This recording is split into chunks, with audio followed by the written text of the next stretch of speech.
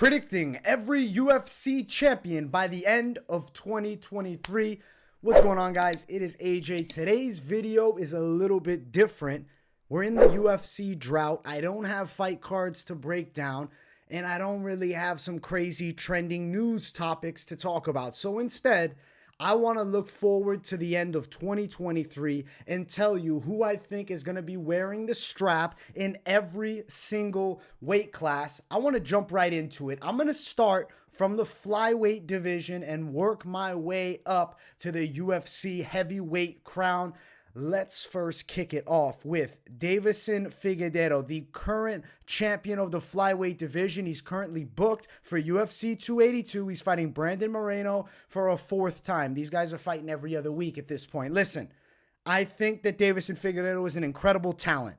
At the end of 2023, will he be the champion? I don't believe so. I think Brandon Moreno is very live to beat him in this fight coming up. But not only that, Deiveson Figueiredo has a difficult time making 125. I think it's a very real possibility this is his final fight, win or lose, in the flyweight division. I see him going up to bantamweight. Obviously, he'd want to do so off of a win. So let's say even if he beats Brandon Moreno, then we have Moreno-Pantoja 3, I think, for the vacant flyweight belt, and I think Moreno would actually beat Pantoja this third time. Third time would be a charm. I really feel like, though, he's also very real in a matchup coming up next month, which is our first pay-per-view back for the flyweight division that I'm excited for. Either way, I think Brandon Moreno at the end of 2023 is our UFC flyweight champion once again. So I do predict Deiveson Figueiredo loses the strap moving forward. Let's jump up one weight class to Aljamain Sterling. Aljamain. I like Aljo, though. We give him a hard time, but I like Aljo. He's supposed to be fighting Henry Cejudo coming up in the next one, and that's a very difficult fight. One, that early prediction, I'm going to tell you, I'm going against him, and I also think there's a possibility Cejudo then will face off with Sugar Sean O'Malley if circumstances work out. If they don't do the Cheeto Vera rematch with O'Malley and Vera beats him again, I'm going to predict that Henry Cejudo holds the strap at the end of 2023. I think he will beat Aljamain Sterling, and then a potential Sean O'Malley matchup, I think he wins as well. I'm actually more interested in seeing him fight Marlon Cheeto Vera, just because the way Vera is able to stop people so late into fights. He can come back from, being down, and he can always find that perfect shot. That's a matchup I'm very interested in, but I'm not predicting we get that in 2023. Maybe in 2024. I think we're going to do Cejudo versus Aljamain. Cejudo wins. If we go Cejudo O'Malley, I think Cejudo also beats Sean O'Malley at this point. I think he's going to be holding that strap. 2023 champ, bantamweight division, Henry Cejudo once again. Let's go up another weight class. Let's get to the featherweight division. Alexander Volkanovski, who's fighting for the lightweight belt. He's incredible. The best featherweight ever. And you look at the weight class, some brutal savages on the come up, like an Arnold Allen, Ilia Topuria on the rise. Fighting for the interim belt, though, is Josh Emmett and Yair Rodriguez. So the winner of that fight is going to be fighting Volk at some point in 2023. I don't love the chances of either one of them beating Alexander Volkanovski. For that reason, I will say Volk and still champ at the end of 2023. But I'm going to predict and tell you now, I think Islam Makhachev gives him his first UFC loss. I do think then he will bounce back and beat either Yair or Josh Emmett. I'm actually interested in both those matchups because they're complete contrast styles of one another. The incredible kicks with Yair, the incredible boxing with Josh Emmett. Both fights are ones that I'd love to see. I think we're probably going to see Volkanovski bounce back from the loss to Makhachev towards the end of the summer, and I will assume it's going to be against the winner of Yair and Josh Emmett, who will have the interim strap. So unless there's injuries, one of those two should be the guy, both of which I think Volkanovski has a very good chance of beating. Let's jump up to our lightweight champion, Team Dagestan. The protege of Khabib, Islam Makhachev. He's incredible. And I really think it's going to be difficult for anyone to find the chin and put him out. Anyone to out-grapple him on the floor. I know one guy, though. And this one guy is Conor McGregor. I think he's coming down to 155 and winning the belt back. I am totally trolling you guys. And I hope that some people in the comments are like shitting on it, just paused it right at that and just went after me. I'm fucking with you guys 100%. Conor McGregor is probably going to fight at 170, 185, and he's not even close to the title picture. Just kidding. I just had to add some excitement. Conor McGregor ain't doing it. Conor McGregor's not making it happen. We know who's going to get the strap. It's going to be Islam and Still. Obviously, there's some good challengers on the come up, but I don't think Benny Dariush beats him. Obviously, I don't think Volk beats him. Looking at Oliveira in a rematch, I don't think that's likely. Obviously, guys like Arman Sarukian on the way up. Gamrot just lost. I see Islam Makhachev beating pretty much everybody throughout 2023 that you put in front of him. I see him with the belt still. I think he's an incredible lightweight, maybe the best lightweight talent ever, maybe even better than Khabib Nurmagomedov, especially in the striking. He's got Khabib. I do think Khabib's a little bit stronger physically with the grappling, but greatness on the horizon for Islam. I say he's still champ at the end of 2023, and I'll predict he defends the belt at least twice. But don't be shocked if he tries to go for something like 3 and then in 2024 wants to jump up and fight for the welterweight strap. So a lot of excitement with Islam, and he's going to be the champion, I believe, for a fairly long time because nobody right now in that top 5, top 6 has it with him. There's obviously somebody in the top 10. You guys know the name, Sarukian, who gave him a competitive fight early in the UFC run, and that's a rematch I think happens down the line. But right now, 2023, don't see it happening, and I see Islam and Still champion. Now, I want to jump to the women's divisions. I'll be honest, guys, I'm just going to show you all of them, who I think it's going to be, because there's not any crazy excitement. I think all 3 of these girls retain their titles. Amanda Nunes, what's she going to fight Pena a 3rd time? She's going to beat her again. I don't see anyone on the come up that I'm all that worried about. She's going to rematch Holly Holm?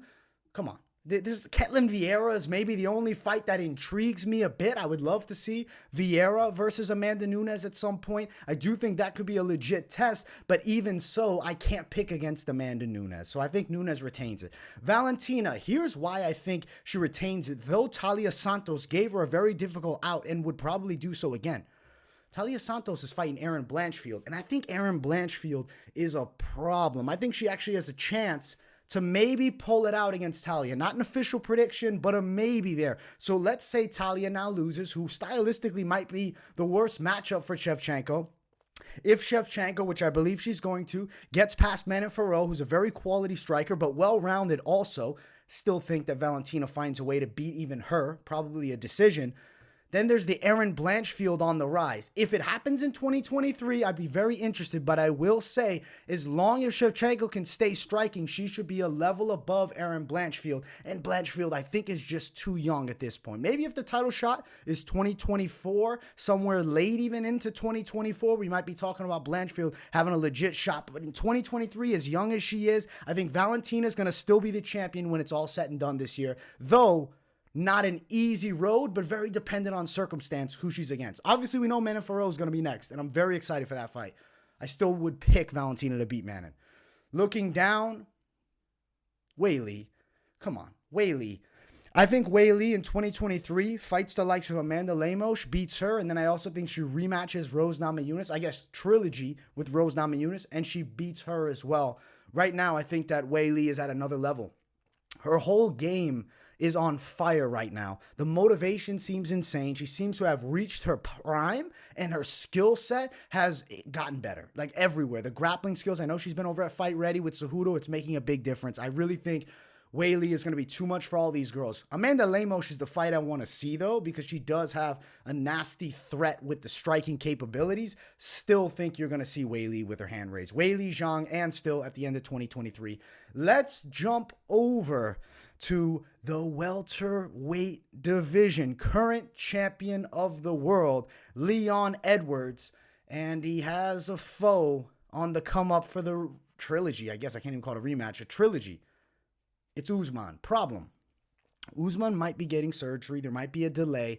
I'm hearing rumblings, which I really hope are not true, of a Jorge Masvidal stepping in to fight. If Masvidal steps in to fight, obviously I'd still be picking Leon Edwards to win the belt. Even if Masvidal then won that fight, I guess we'd have to do an immediate rematch. So I guess there could be a crazy scenario where I'm wrong on this. But I think that Kamaru Usman timelines line up for a late 2023 title challenge, assuming Usman's actually going to be out for a while due to surgery. And I think Usman will win the trilogy with Leon Edwards. People say, oh, you'll never come back the same from a high kick. Kamaru Usman is a different animal. I think this guy is the greatest welterweight of all time. If anyone can find a way, and people have come back from knockouts and done incredible things in the sport, I think that Usman definitely one of those people. Now, a matchup that could end up happening if Leon and Usman fought right out the gate would maybe be a Khamzat Chimaev fight later in 2023 that would do huge numbers, would be him and Usman. I would love to see it. Even now, it's very hard for me to pick Chimaev over Usman considering the gas tank of Khamzat. I'm very concerned about him with fights going later. Even the Karen Holland fight, the way he just blasted him, attacking him from the get-go, letting it all out there. Against a guy that survives that onslaught, now you're going to be tired going into that third, fourth. Can you imagine championship rounds, though, fourth, fifth? I think Usman might be able to even beat a Khamzat Chimaev. Granted, I don't think that fight happens. I don't think the timelines work. I don't think Chimaev in 2023 has a super high likelihood of a title shot. I'd say it's around 20% or less. So I'm going to say Kamaru Usman is going to be wearing the strap at the end of 2023, and the king is back on his throne. Let's jump to the middleweight division, where Alex Pereira beat dominant champion Israel Adesanya. He beat him for, a record amount of times here, really. I mean, he's beaten him 3 times. I know 2 are in kickboxing, but he's got 2 legit wins there and then 1 legit win in MMA. Alex Pereira is the boogeyman. You look at that weight class, I do think there's some guys that challenge him stylistically.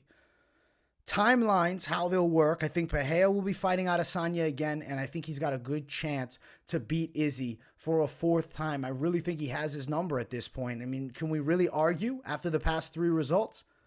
Who is the guy to come through the trenches and get the belt against all odds and new once again? I think Robert Whittaker somehow can find himself in a fight against Alex Pereira, David versus Goliath. I think that he slays the dragon of Alex Pereira, and I think that Robert Whittaker can become the world champion. And I think if the timelines are working out as I'm expecting, if Pereira fights Adesanya fairly early into 2023 for the quadrilogy, if he then wants to do another fight, it would probably then be Robert Whittaker, assuming he wins his next fight, which I definitely feel like he will.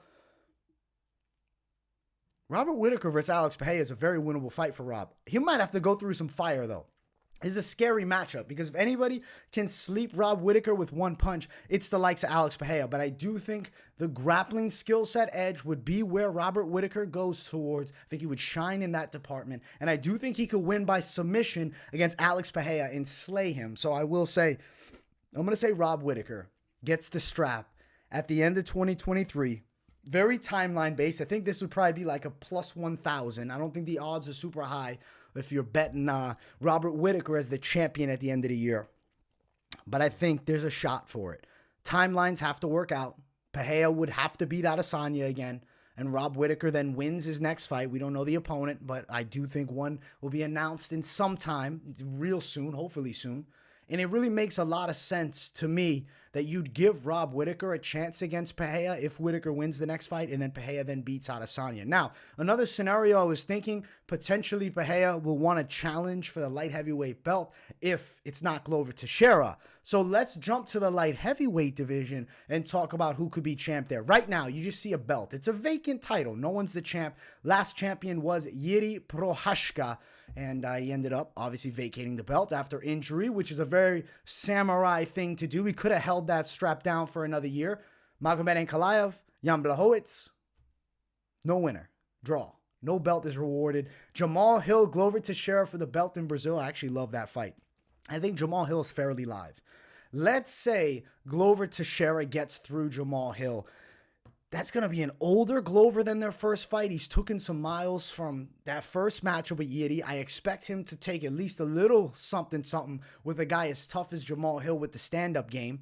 And let's say Jamal Hill wins too. Maybe Jiří Procházka versus Jamal Hill, which is a crazy fight. But I'm really leaning Glover over him. I'll tell you guys right now. I'm going to say that the champion of the world in this weight class at the end of 2023 is again Jiří Prochazka. I do believe he could beat the likes of Glover and Jamal Hill. That both would be incredible fights, and I'm down as hell for either one of them. I don't know how the timeline's going to work out, but I'm assuming you do Jamal Hill Glover. We wait till the summertime, maybe a little bit later, like end of summer, and then Yuri is ready to come back, fully recovered, and he can get that strap again. Am I banking on him being able to come back near 100%? Certainly. Because if he comes back less than 100%, if he comes back at like 60, if he comes back diminished, let's say his arms don't move the same, he can't throw with the same power and precision, he doesn't have that same awkward flow, he could be in serious trouble against either one of those guys. I'm banking on the hope that the Samurai can get through it. So I'm going to say Yuri Prochazka is champion at the end of 2023. But yeah, it's a risky one. I don't know. I feel a little nervous about that one. In a weird world, I think we see Jamal Hill with the belt at the end of the year. He knocks out Glover and then knocks out maybe Yuri Prochazka too, and then goes down as maybe one of the most dangerous strikers we've ever seen in the light heavyweight division. Light heavyweight. All right, we got to jump to heavyweight. I'm ranting and raving at light heavyweight. I want to talk heavyweight. Francis Ngannou is supposed to be fighting Jones at UFC 285. John Jones, that is. The great John Jones. Listen, Ciryl Gane and Francis Ngannou, I can see how you could have scored it. Probably should have scored it towards Ciryl Gane.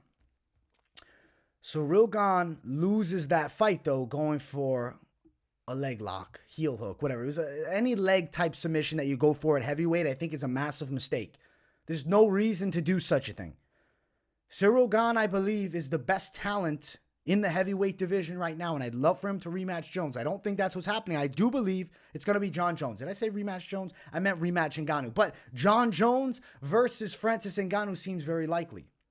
The way it looks, though, Ngannou, he's fighting once a year. Jones hasn't fought in so many years. So if he comes back for one fight, I don't think he's going to be rushing to defend the belt if he does beat Francis Ngannou. So for this reason, I am going to predict that the champion of the world by the end of 2023 is the man who slays John Jones. It is Francis Ngannou. I think he beats the great John Jones by knockout. That's going to be my early pick here. I know John Jones is an absolute menace. He's a monster on the ground. And if he really is the best version of himself at heavyweight, he has a real chance to beat Francis Ngannou, who I think lacks the technical grappling capabilities. Problem is, he looked mediocre as hell against Thiago Santos. He looked mediocre against Anthony Smith, and he damn near lost, probably should have lost against Dominic Reyes. You get touched with one punch by Francis Ngannou, you are separated from consciousness. You might not come back from consciousness. I'm going to say Francis does it. He beats John Jones and still champ, holds the belt because he fights only once a year, and that's just how it works out. So I think right now, this is what we're looking at. At the end of 2023, you guys can come back to this video and find out. We'll see how my predictions hold up. I feel like this is what we're looking at. Ngannou heavyweight, light heavyweight Prochazka, middleweight Robert Whittaker, welterweight Kamaru Usman, lightweight Islam Makhachev, featherweight Alexander Volkanovski, bantamweight Henry Cejudo, flyweight Brandon Moreno, women's bantamweight, and women's featherweight, which we didn't talk about. It's Amanda Nunes. I'm not talking about a weight class that doesn't have rankings, that doesn't really exist. It's just a belt, to give to Nunes. And I know because the cyborg fight and whatnot. Shevchenko, I think, and still, but I'd be concerned a little bit about that one. And I'm confident as hell it's the Wei Li Zhang era, still the champion of the women's strawweight division. That is my prediction list for every champion by the end of 2023. Let me know if you guys agree in the comments. You think I'm crazy for some of these? I'm definitely curious what you guys are thinking as far as the champions by the end of this year. Much love, my people. I hope you guys enjoyed this creative type video. If you like this type of content, definitely let me know in the comments. I'll keep trying to drop it throughout this break. Next week, though, we are doing Ryzen versus Bellator, which is going to be heat. I'm giving it that treatment like I do for the UFC. Best bets, full card breakdown, weigh-in recap, and of course, fight companion live stream. So don't miss a thing. Make sure you subscribe if you're new and smash the hell out of that like button. Much love, people, and I will see you all in the next one. Peace.